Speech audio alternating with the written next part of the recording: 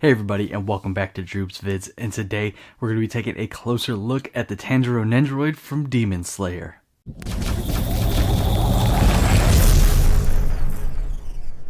So the first Demon Slayer Nendoroid is finally here, and this is Tanjiro, arguably everybody's favorite character from Demon Slayer. If it's not your favorite character, go down in the comments below and let the people know who your favorite character is. But yes, this thing looks awesome.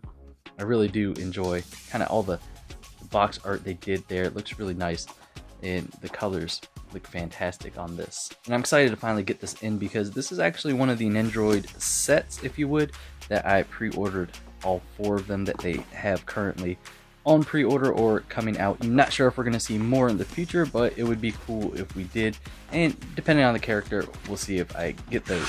But as with all Nendoroids here, we get a cool little instruction manual to kind of, wow, that is a very large instruction manual, and yeah, kind of just help us go through the bits and pieces here of what you get. This looks like it comes with a ton of accessories. We'll go ahead and just set that to the side here in case we need it later on. We do have other Nendoroids with a lot of accessories, but no manuals this big. That's pretty hefty. So let's go ahead and get this blister pack out of here. Check out the little insert there, but it doesn't look like there's a whole lot on the inside. Just kind of a green background, so that's pretty cool. I mean, nothing to write home about. Or at least it's just not, you know, plain brown cardboard in the back. I mean, they probably could have did something a little better with that there, but it's all good as long as our figure is grade A. So wow, yeah, I could already see this has a lot. Take a look at that. That is really cool. That's quite large too. Very interesting. You know, I do want to check out these little water pieces real quick, because that was actually one of the coolest things I saw about this Nendoroid, because you have these cool water pieces from his water breathing forms, and yeah, this is just pretty gnarly. Take a look at that. That is really cool. Like I said, it's quite large, so it makes a small figure like a Nendoroid into something much bigger. Really nice. Definitely like how these came out. That is cool. And since we're here, we'll go ahead and check this out.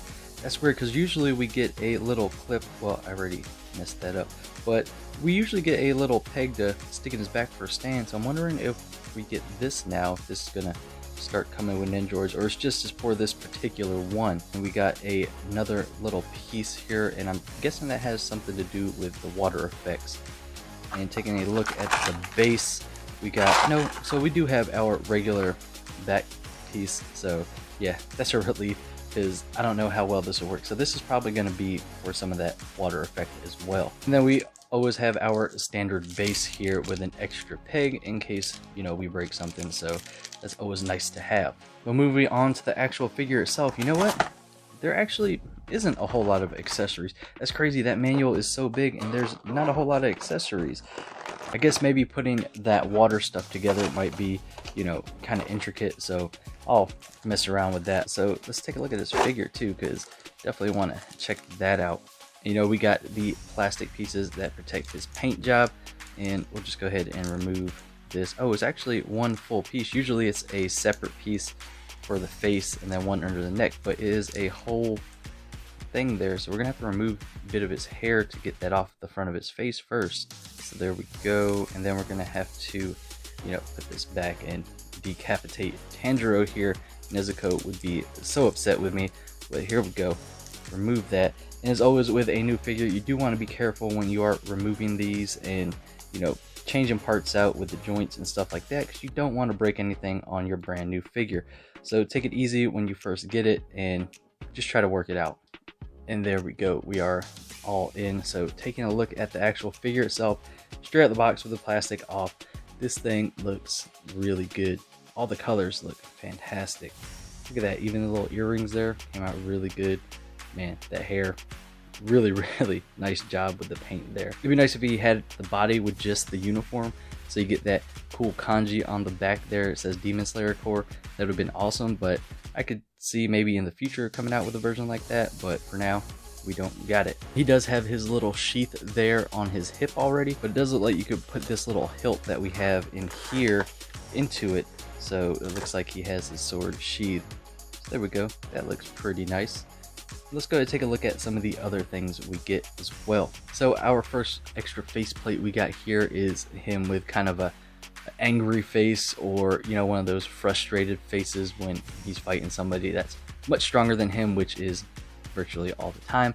So yeah, that is a pretty good face, and I could see getting a lot of use out of that one.